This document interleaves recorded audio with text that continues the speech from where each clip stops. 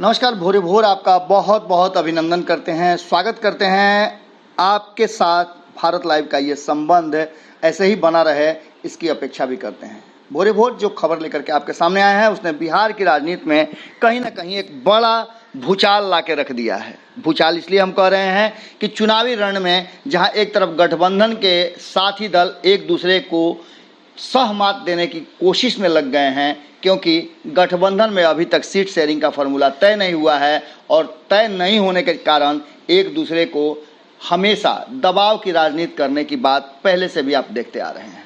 दबाव की राजनीति में टिकटों को अपने पाले में करने और अधिक से अधिक टिकट झटकने की ये प्रवृत्ति बहुत पहले से चली आ रही है।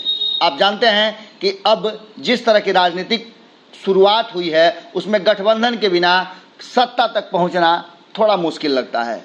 राजनीति बदली है, लोग बदले हैं, लोगों के विचार बदले हैं और साथ साथ बदल गई है लोकतंत्र की धारा भी। इस धारा में जो बातें बिहार चुनाव को लेकर के हो रही हैं, उसमें कहीं ना कहीं एक तरफ जहां महागठबंधन है, वहीं दूसरी तरफ एनडीए है और तीसरा मोर्चा भी धीरे धीरे गति से अपने आप को मजबूत करने में लगा हुआ है। इन सब के बीच में जिस तरह से एनडीए में घमासान मचा हुआ है, उससे कहीं ना कहीं बाँछें खिल गई हैं महागठबंधन के साथी दलों की। महागठबंधन में भी हालांकि बहुत सारा कुछ का अभी तक क्लियर नहीं हुआ है, लेकिन उसके बावजूद नीतीश कुमार ने जिस तरह से एनडीए में अपनी रणनीति चली है, उसे लेकर के बहुत सारी बातें अब सामने आने लगी हैं। आपको बता दें कि नीतीश कुमार मजे हुए राजनीतिज्ञ हैं। अपने रास्ते में आने वाले हर अवरोध को खत्म करने का वे सबसे पहले इंतजाम करते हैं, तब आगे बढ़ते हैं। पिछले 4 दशक से लगातार नीतीश कुमार ने अपनी राजनीतिक सूझबूझ और समझ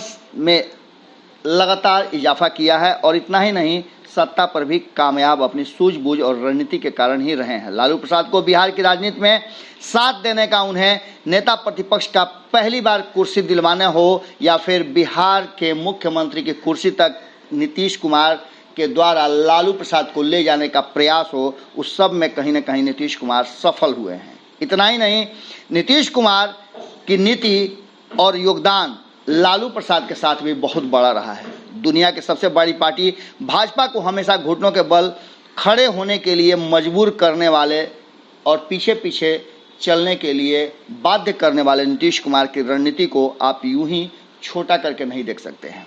जब से एनडीए में हैं, तब से लगातार वो अपनी रणनीति के हिसाब से बिहार सहित देश की राजनीति में भारतीय जनता पार्टी को अपनी शर्तों पे मजबूर करते रहे हैं।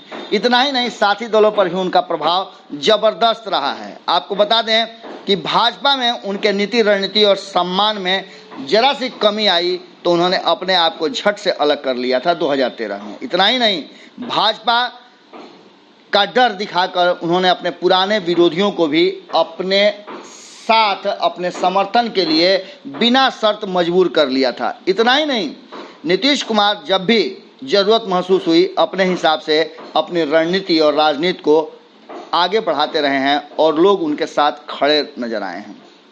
इसके साथ ही उन्होंने 2014 में इतनी बड़ी जीत के बाद किस तरह से भारतीय जनता पार्टी नरेंद्र मोदी और अमित शाह की जोड़ी को किस तरह से उन्होंने बैकफुट पे लाके खड़ा कर दिया था, ये सब ने देखा है।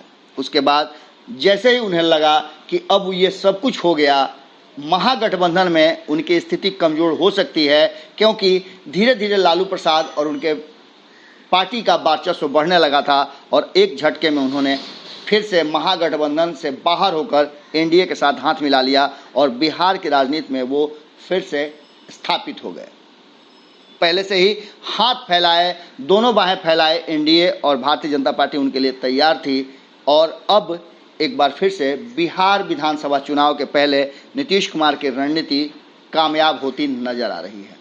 आपने देखा होगा किस तरह से चिराग पासवान लगातार नीतीश कुमार के विरुद्ध रणनीति बना रहे थे, काम कर रहे थे, उनके शासन प्रशासन पर भी उंगलियां उठा रहे थे, पर नीतीश कुमार के पास हर समस्या का समाधान है। हर नट के लिए उन्होंने अपने अपने स्क्रू रखे हैं और उसे टाइट करते हैं।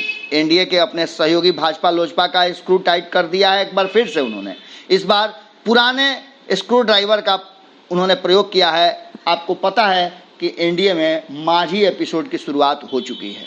जीतन राम मांझी महागठबंधन छोड़ चुके हैं और एनडीए का हिस्सा बनाने में नीतीश कुमार की बड़ी भूमिका है। अब इसके पीछे की जो रणनीति है, उस रणनीति में कहीं ना कहीं चिराग पासवान का स्क्रू पूरी तरह से टाइट हो गया है। चिराग पासवान की तिलमिलाहट बढ़ गई है। लगातार वो अपने हक, हुकूक और अधिकार की बात कर रहे थे। वो कह रहे थे कि एनडीए है तो एनडीए में उनकी भी बातें मानी जानी चाहिए। जैसा कि भारत लाइव आपको बताता आ रहा है कि नीतीश लगातार चिराग के रवैये से परेशान थे। पूरे मामले पर लोक जनशक्ति पार्टी और जदयू की नाराजगी के बावजूद भी भारतीय जनता पार्टी लगातार कह रही थी कि विवाद सुलझ जाएंगे, हम सब एक साथ रहेंगे और चुनाव भी साथ में लड़ेंगे, पर हकीकत कुछ और है। लोक जनशक्ति पार्टी के अध्यक्ष चिराग पासवान बिहार के अपने प्रमुख नेताओं के साथ कई दौर की बैठकें कर अपना इरादा स्पष्ट कर चुके हैं।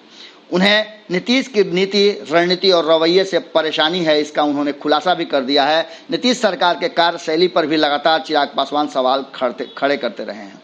हालांकि जब नीतीश दोबारा एनडीए में आए थे तो चिराग की पार्टी ने भी मंत्रिमंडल में स्थान ग्रहण किया था और इसके बाद जैसा कुछ भी हुआ आपने देखा किस तरह से लोकसभा चुनाव में चिराग पासवान के साथ मिलकर के नीतीश कुमार ने सब कुछ गेम सेट कर दिया और भारतीय जनता पार्टी को बैकफुट पर लाकर 50-50 के फॉर्मूले को अपने हिस्से से करवा लिया। इसके साथ ही सब कुछ आपने देखा और यही नहीं, जब चुनाव परिणाम आए उसके बाद से मामला धीरे धीरे बिगड़ने लगा। जब नीतीश कुमार मोदी पार्ट 2 मंत्रिमंडल से खुद को अलग रखे और बिहार लौटकर मंत्रिमंडल का विस्तार किया, उसने भाजपा और लोजपा को इससे दूर रखा। इसके बाद मामला गंभीर होता चला गया और चिराग लगातार नीतीश कुमार पर हमला करने लगे। अब जबकि बिहार में विधानसभा चुनाव होने हैं तो लोजपा के पास खोने के लिए कुछ भी नहीं है। बहुत बुरा हुआ तो भी स्थिति पहले से मुकाबले में ज़्यादा बेहतर होगी। अब इन सब स्थितियों को देख करके जिस तरह से नीतीश कुमार ने गुगली फेंकी है, उससे भाजपा और लोजपा दोनों ही पूरी तरह से क्लीन बोल्ड होते नजर आ रहे हैं। आप सबको पहले से जानकारी थी कि लगातार किस तरह से दिल्ली से पटना तक अपनी पार्टी के संसदीय बोर्ड से लेकर अन्य बैठकें करते हुए चिराग पासवान ने सब कुछ स्थितियां स्पष्ट कर दी थी और उन्होंने मजबूत कर दिया था अपने पार्टी के कार्यकर्ताओं और पदाधिकारियों को कि जरूरत पड़ी तो वो 243 सीटों पर भी चुनाव लड़ सकते हैं।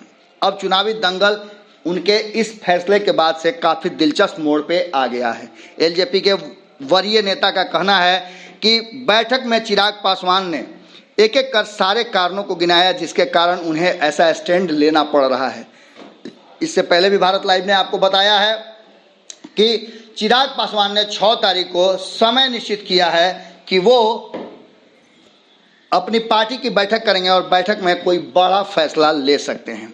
इसके साथ ही अब बिहार की राजनीति में एक बार फिर से लोक जनशक्ति पार्टी के इस रवैये से तपिश बढ़ गई है।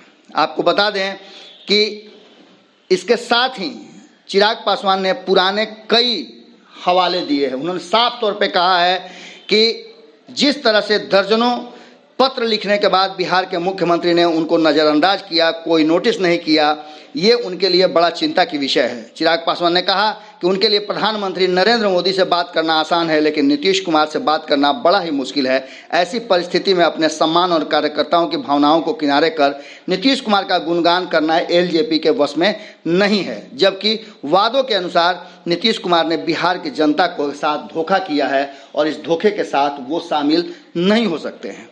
पार्टी के नेताओं का लगातार कहना है कि जो चिराग पासवान फैसला करेंगे उसके साथ वो हैं। इसके साथ ही उन्होंने साफ तौर पे कहा है कि पार्टी अगर अकेले चुनाव लड़े तो इससे बेहतर परिणाम होंगे। 2005 के फरवरी में चुनाव हुए थे, उसका जिक्र करते हुए चिराग पासवान ने कहा कि तब उनकी पार्टी ने बेहतर प्रदर्शन किया था और 29 सीटें उनके पास थी और उन्होंने नीतीश कुमार को बता दिया था कि क्या ताकत है एलजेपी की। एक बार फिर से चिराग पासवान उसी दिशा में निकल पड़े हैं और सभी 243 सीटों पर उम्मीदवार की तलाश भी शुरू कर चुके हैं। 6 तारीख की बैठक में बहुत कुछ होगा। इससे पहले उन्होंने आर पार की लड़ाई की घोषणा लगभग कर दी है और अपने कार्यकर्ताओं और पदाधिकारियों को टास्क दे दिया है कि सभी 243 सीटों पर वो तैयारियां करें। इससे पहले भी हमने आपको बताया था कि किस तरह से चिराग पासवान ने साफ तौर पर कहा था कि वो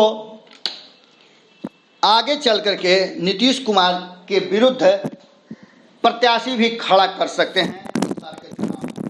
इन सब बातों के बीच में जिस तरह की स्थितियां सामने आ रही हैं, उसने कहीं ना कहीं महागठबंधन और खास करके तेजस्वी यादव के लिए स्थितियां उनके अनुकूल जरूर कर दी होगी। काफ़ी खुशी हो रही होगी इस तरह के एनडीए में हो रहे झमेले को देख करके आरजेडी के कार्यकर्ता, पदाधिकारी और खास करके लालू प्रसाद और तेजस्वी यादव को।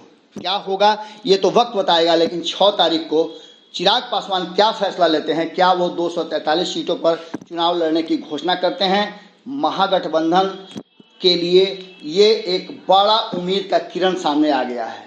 6 तारीख को सबकी नजरें चिराग पासवान पर होगी, खास करके भारतीय जनता पार्टी जो लगातार चिराग पासवान के साथ, जैसा कि कहा जा रहा है और जिस तरह की बातें भीतर खाने में चल रही है कि चिराग पासवान के साथ मिलकर नीतीश कुमार को बैकफुट पर लाने का प्रयास कर रही थी। नीतीश कुमार ने उन्हीं की रणनीति से उनको मात दे दिया है और जीतन राम मांझी के रूप में एक शख्स की एंट्री करा करके वो कहीं ना कहीं चिराग पासवान और भारतीय जनता पार्टी दोनों को उनकी फिर से पुरानी स्थिति में ला करके खड़ा कर दिया है। बिहार की राजनीति में अभी बहुत कुछ होना बाकी है। क्या कुछ हो रहा है सब आपके सामने हम लगातार सिलसिलेवार रखते आ रहे हैं। जुड़े रहें भारत लाइव के साथ, क्योंकि खबरों का बवंडर, खबरों का भूचाल और सच्ची खबरें आपको इसी प्लेटफॉर्म पर मिलेंगी। नमस्कार। बढ़ाएं अपना कदम सक्सेस की ओर शिखर करियर इंस्टीट्यूट के साथ। शिखर करियर इंस्टीट्यूट पूर्वी भारत में एकमात्र कोचिंग संस्थान जो एक्सक्लूसिवली है मेडिकल एंट्रेंस एग्जाम के लिए।